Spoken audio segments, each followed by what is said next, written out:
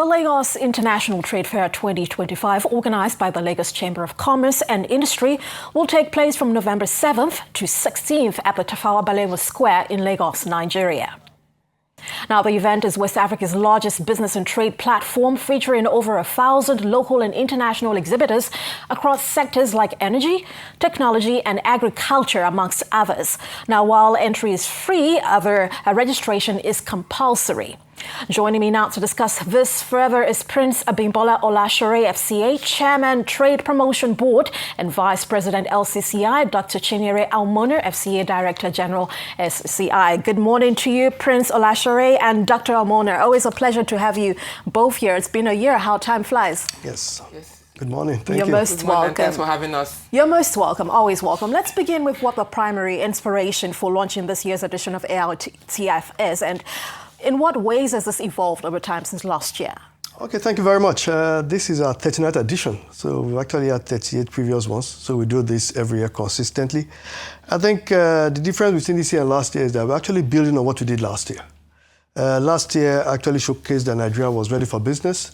We had a lot of foreign interest. We had a lot of foreign exhibitors.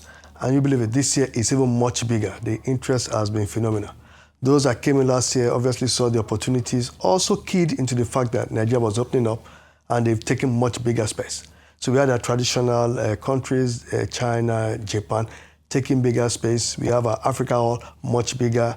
We have Afrexim, who has been sponsoring the African Hall. And more especially, we had a new partner this year, which is ECOWAS at 50. Because we are celebrating 50 years, they also felt the Lagos International Trade Fair platform is a good place for them to also showcase ECOWAS, what it has achieved. So therefore, you are seeing more of the international in the Lagos International Trade Fair this year. Wow, so not only the market, the wider market has been quite responsive to it. So surely you must be doing something really great there. But in more practical terms, how does the LITF plan to accelerate intra-Africa trade and partnerships going forward? So like the chairman said, we have established the Africa Hall, which is a hall where you have all the African countries coming in to set up stands to showcase products from their hometown and then their culture, arts, and things like that. And this enables them to engage with one another across countries. In that way, we're able to promote intra-Africa trade because we're saying if Egypt is there, Egypt can say to Morocco, these are the products we have here that you may require. You have from maybe Kenya, talking to those in West Africa, these are the products that we have. So there's a seamless way to engage across the patch. And Afrexim Bank has seen this as a very positive way to promote intra-Africa trade fair. And so they're kind of positioning themselves as well to encourage that seamless flow of trade across the African countries and to enable small businesses also within those countries to promote themselves and promote their goods and services. Right, seamlessness is always very important. So Absolutely. That's quite a laudable, effort there. But let's talk about participating in MSMEs and in what ways, what special tools, for instance, have you got put in place to empower local content development? Are we expecting to see perhaps matchmaking, better digital access, things like that? In terms of the SMEs, we are very intentional, even at the Lagos Chamber of Commerce and Industry, to support SME growth. And so, yes, you have the Tech Hub, which provides tech-enabled services for small businesses to make their business more efficient. We also have trainings, capacity-building programs during the fair for SMEs. So Afrexim Bank is on board to deliver an export readiness training program for SMEs so that they prepare themselves, they are better positioned. One of the problems that most SMEs have had will be around standards, around packaging, and around pitching or marketing their products. And so when we have this capacity building, they're able to understand better what is required across the board for their products. And that's one way to also help us here in Nigeria with our diversification agenda, because we're able to promote the local industries and support their growth and expansion. We also then have a lot of the banks positioning themselves, because for the SMEs to thrive, they need access to finance. So the banks will be there to showcase what products and services they have for SMEs that will help them to expand and to grow better. Oh, it sounds quite well thought out, of course, with the SMEs in mind, which really would be very important. You know, you've alluded to tech, and we also mentioned agriculture earlier. Are there any other key sectors you focused on this year? And more importantly, why? Okay, thank you very much. Like I said, this year is going to be much bigger. What we've also done this year, if you see our advert, we've been talking about multiple fairs in one location. So in terms of multiple fairs, let me just run through some of the areas. We have a fair around technology, we have around household appliances, we have around fitness equipment, automobiles, materials, fashion and apparel. And what is also happening this year, we also are creating a platform where other people can also come and have what I call specialized programs. So we have the cocoa diplomacy, we're having what they call the Eco Chocolate Show. That is for about 2 or 3 days, they're all talking about cocoa, what it entails. So that's a whole ecosystem on its own. We have the International Paper Printing and Publishing Expo. Also on the side, we have a side marquee. They're also going to be talking about what they do. We've spoken about our tech hub. Obviously, we are looking at ECOWAS at 50, who's also doing a fashion show. So there are quite multiple areas. What we are determined to do is that let everybody come in and showcase what you can do. So for us, I think later on you see us when we publish, on each day, you'll have about 2 or 3 things going on at different areas. Not to talk about our special days. We have companies that have taken space in our banquet hall where they talk about what they do specifically. So to us, there's quite a lot that is going on for those particular 10 days. All I can do is encourage everybody. Now, even when you come on day 1, you realize that I'll not come on day 2 or day 3 because each day has a unique area. So please, just come in. There's no sector of the economy that is not covered under the Lagos International Trade Fair. So there's a space for everyone, pretty much. No excuses against that. But let me stay with you a little bit, Prince Olashore, and let's talk about measurability, which I'll also open to Dr. Almona. What will determine, what metrics are you using to basically gauge this was successful? And, you know, I'm more curious to know what metrics have you used over the last few years, actually, to say this was a successful event? I think, first of all, trade deals. Okay. How many people come in, how many people meet people, what are the trade deals that happen? That is one metrics. You measure footfall. What is the interest? Where do people come in?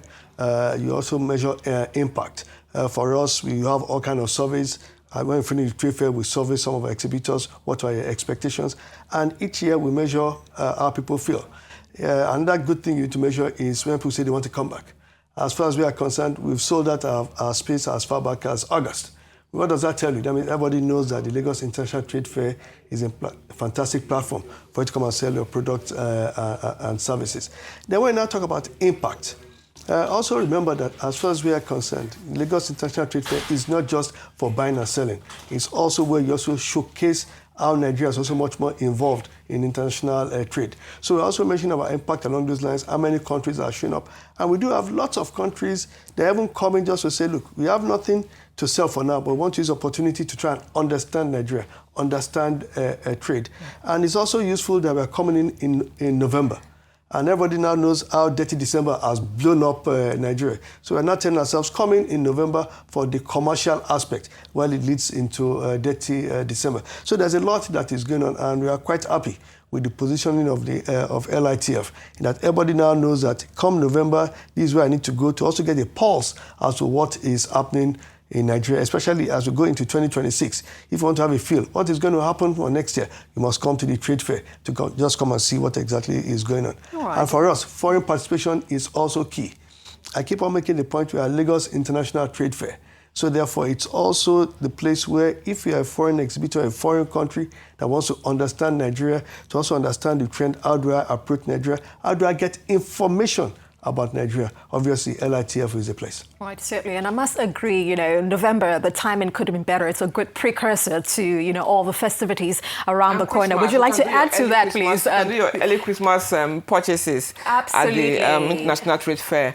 And the other thing we look at is sectors. What sectors are trending, and what sectors, how much are we increasing on our sector spread on a yearly basis? So that has also been a particular indicator that we watch out for. We also are thinking, how do we ensure that we get the best in terms of traction? So one of the things that we have this year, we had it last year, but now it's bigger. Everything is kind of bigger from last year. Is the Children's Corner, where we focus on the young ones so they can understand trade. from the secondary school stage. I think last year we had about 40 schools in Lagos, over 1,000 students coming in. This year we have reached out to about 100 schools. So we have a corner where we can teach them, they will play games, but they will also learn a bit more about culture, about trade. And I think that's very useful for the future generation. Also, we are thinking the youths, how do we engage them very actively? So the Tech Hub is one way to look at startups and what they're doing, and how that dovetails into businesses, commercial investments. So from all of these areas, the Lagos International Trade Fair is very, it's all-encompassing in terms of how it provides for the economic development of Nigeria. And one of the things that a lot of people think about trade, but they never really see the side of the tourism. That's also the tourism aspect of trade and commerce when it comes to trade fairs, because everybody who comes into the country, they want to see more of Nigeria.